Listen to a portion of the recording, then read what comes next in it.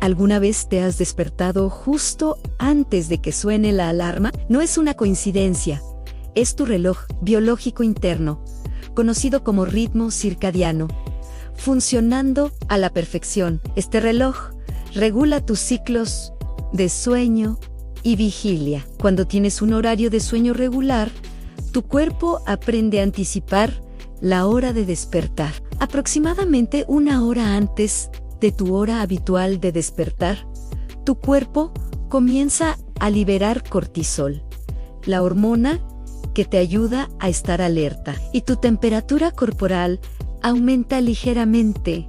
Es como si tu cuerpo se despertara suavemente por sí solo. Por eso, cuando suena la alarma, no te sientes tan aturdido. La clave para entrenar este reloj interno es la constancia.